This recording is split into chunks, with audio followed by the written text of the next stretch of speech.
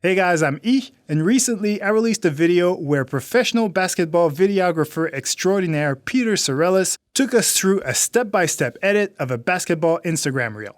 In that video, we learned about in-camera transition effects, stabilization effects, overlays, and basketball edits in general. And of course, there's a link to it in the description below. But since the video was over 30 minutes long, I decided to cut it down into shorter versions, each one dedicated to one effect or one technique from the original video. So what you're about to watch right now is one of those cut downs fully dedicated to creating a stabilization effect in After Effects. Take it away, Peter. So now let's do an effect that is really popular online that I use all the time, which is stabilization. We're going to stabilize some of these clips to the motion of the ball. Since we do have the ball in the frame for the duration of all these 3-point shots, we'll just pick one and we'll stabilize it so you can know how to stabilize the shot in After Effects for your edits. Clear out the room, I'm coming through, they wanna see what I'm about. Yeah, I got skills, do it for the thrill, I'm on a paper route. Extra, read about it, I'm today's trending topic. I put commas over bullshit, yeah, I put that on mamas. So just a note, if you're stabilizing something that you speed ramped, you have to nest the clip first. So I recommend before you stabilize a clip, hold Option and drag it up to create a copy of it. And then right click, nest it, and you can just call it whatever you want. I don't know, it's called Nested Sequence 1. And now you have a copy of this clip, so if you mess up your stabilization or you need to restart, you can just like delete this and you still have the original clip down at the bottom. But normally what you would then do is you right click and click Replace with After Effects Composition. I am going to stabilize this one here at the start. So I don't need to nest this since we didn't actually use any like speed properties on it. We only speed ramped these second two. So let's hold Option and drag this up. Now we're going to right click and click Replace with After Effects Composition. This is going to bring us into Adobe After Effects where we're going to be stabilizing the ball for this shot. Okay, so here we are inside of Adobe After Effects and we have the one clip that we're going to stabilize all loaded up here.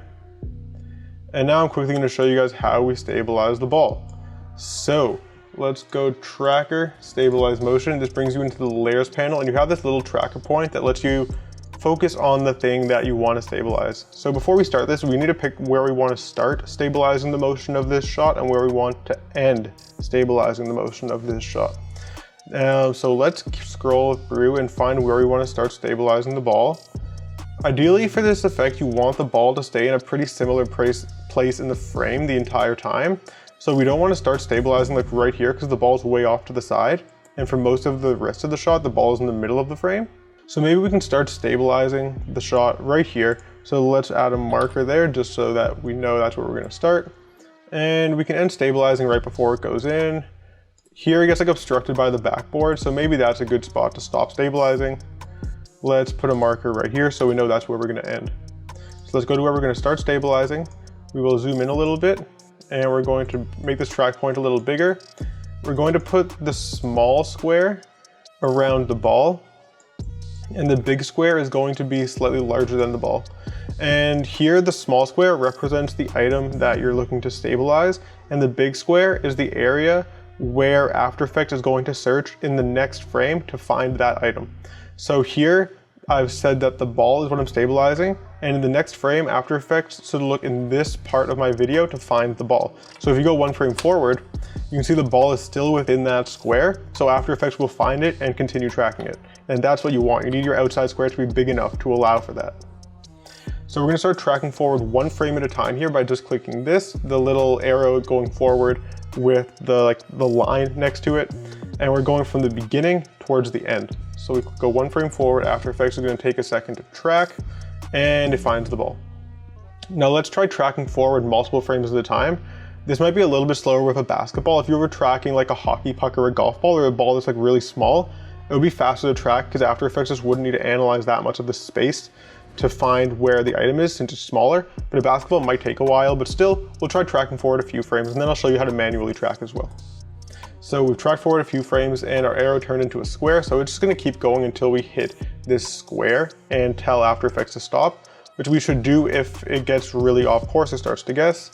You can see that it's going kind of slow. It's not like the best. So at this point you would normally like get up, go grab a coffee. All right, I'm gonna stop this now. I think you guys kind of get the point. You can see that After Effects has automatically tracked forward the ball on this line, and you can see a point for every single frame where After Effects has tracked the ball. You can use the page up and page down keys, or if you don't have those, you can hold Command and then use the right and left arrow to go back and forth single frames. And then that's how you can kind of go through and see where the track point is relative to the ball in any given frame. And we can just go through and start dragging points to make manual adjustments. Ideally, we want these points to look like they're in a straight line. So when there's like a weird change in direction, like there is right here, where it's like going up and then it quickly starts going to the side, we can kind of even these points out to create more of a Bezier, even if these points aren't exactly where the ball was at that specific point in time. We just want this motion to look smooth, so we want to adjust our points so that we have a smooth line, because that's going to make the motion of the shot fluid once it's stabilized to the ball. So let's go back to our last frame here. We'll click U on the layer so you can see the clip keyframes, and you can actually see that the motion tracking data is being applied to this clip as we go through. So now we're just going to go to the next frame. So we hit page down, or you hold Command and the right button and the right arrow, and then we can move this tracker around the ball. And we can just keep on doing this actually, where we keep the ball in the middle of the small square and go all the way through the shot. And we're gonna keep doing this until the ball gets to the second marker that we put, which is where the stabilization effect ends.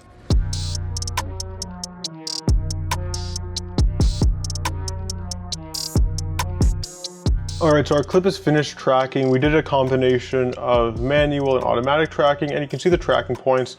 When you do automatic tracking, you get a lot more tracking points, but manual, you get to put them where you want. So you need to decide on the method that works best for you. But regardless, we have our tracking finished, and we now can follow the ball with our tracker through the entire shot. So let's click apply. We're going to apply this to X and Y, so just click OK. And this automatically applies it to the clip that's on your timeline. If you have more than one clip on your timeline, then just click this edit target button right here before you click apply, and then you can choose the clip that you want to apply the data to. But regardless, you can see when we play this clip through now, it follows the motion of the ball, which looks kind of cool, but we do have all these random blank spots on the side. So we're gonna be posting this in Instagram Reels. So first off, let's change our composition settings to 1080 by 1920. There we go. And now as you can see, we're gonna have to rescale this clip so that it fits the dimensions. So click P and then hold Shift and click S, and that'll bring up your position and your scale keyframes. We're gonna scale this up to fill the frame, and we'll move the position up. Let's center it so that our shooter here is in the middle of the frame. Like that. And we're gonna need to make this a lot bigger. So let's make it nice and big and move it up a little so that we have room to compensate for when the tracker brings it down. With this effect, you usually need to scale your footage up quite a bit. So if you can shoot in like 4K 120 because you have the Sony a7 III or something similar to that, then I highly recommend shooting at high resolutions. This right here is actually a 1080 clip, and like it's going to be fine, but just something to keep in mind. Now, ideally, when you do this effect, you don't want to have to animate the position or the scale. You want to just scale it up until it fits the frame, and that's it. But oftentimes what ends up happening is you do need to animate the position to make everything fit within the frame without scaling the clip up too much. So I'm going to go through here and animate the position of this clip so that we don't have any of these gaps like you can see here. So this clip is good until about here. Let's add a keyframe for the position with Option P. And then at this point, the clip is pretty out of the frame. You can see that it starts to go further and further out of the frame, and we have more of a blank spot. And then around this area, it kind of subsides, and like this is the most that the clip leaves the frame. So we're gonna drag this up, and then we'll keep scrubbing through our clip. At this point, it's too high, so we'll bring it down. At this point, it's pretty low, so we'll bring it up again. And then, whoop. And then here the ball goes into the basket. We'll click U so we can see where our tracking ends.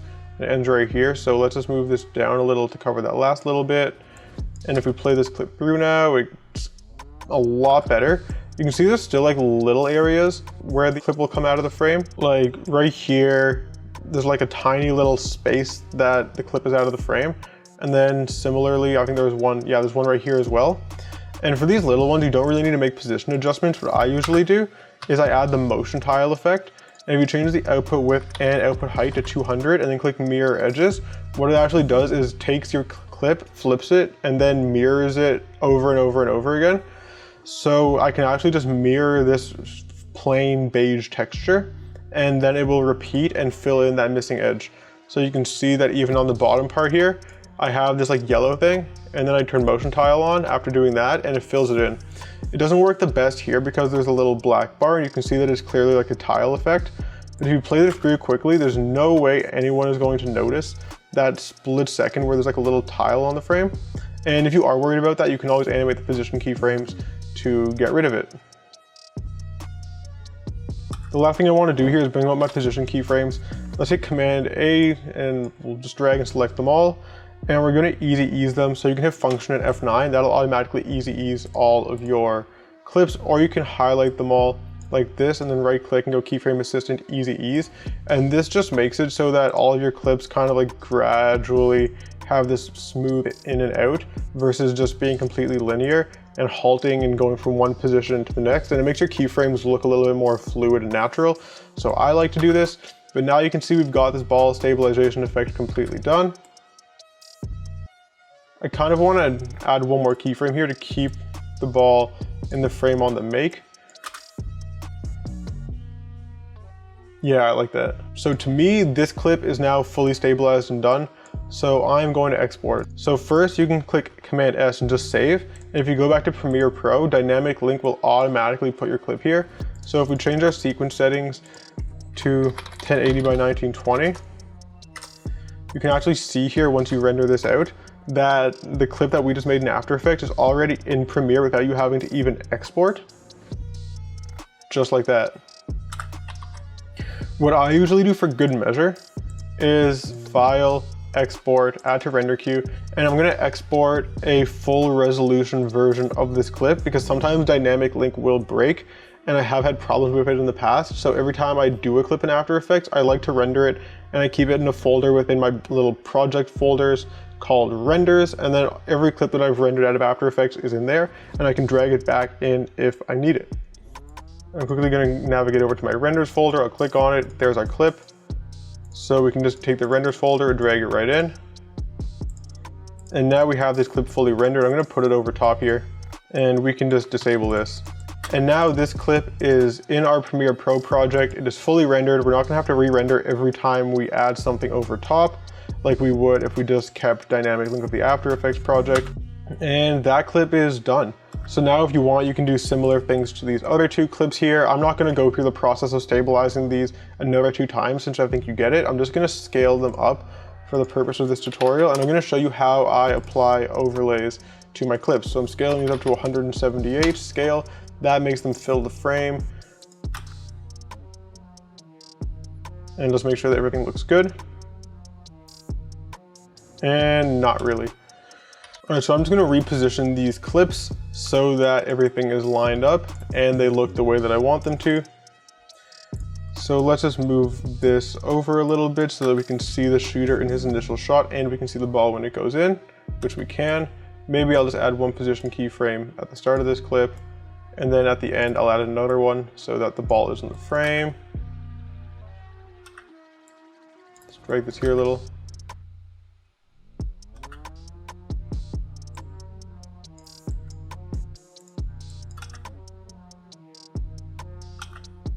Yeah, that's pretty good for me.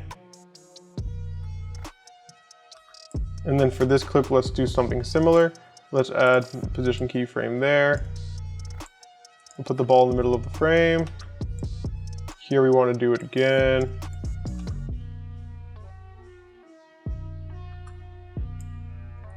Put the ball in the frame, and you can see the make.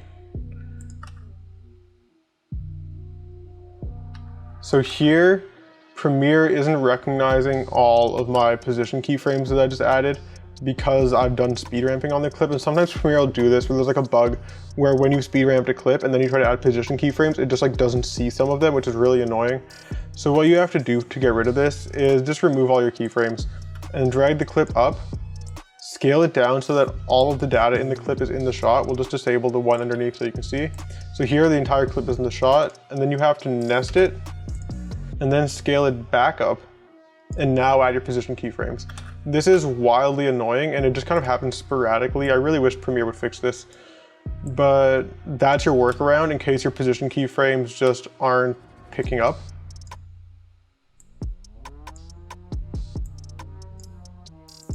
So now we're just going to go add the position keyframes that we want to this clip.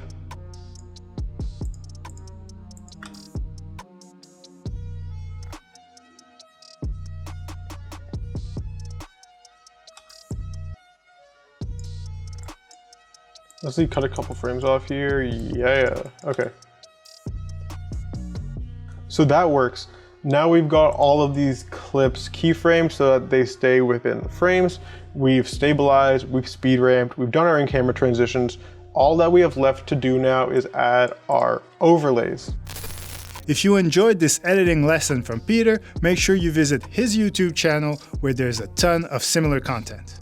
Otherwise, I strongly recommend that you take a look at the first collab we did together if you haven't already. That one is fully dedicated to filming basketball for Instagram and is critically acclaimed by the sports videography community, which is a Facebook group that I run. But anyway, on that note, thank you for watching. Go follow Beyond the Game TV and Peter Sarellas on Instagram. And once again, I hope I earned the privilege of your time.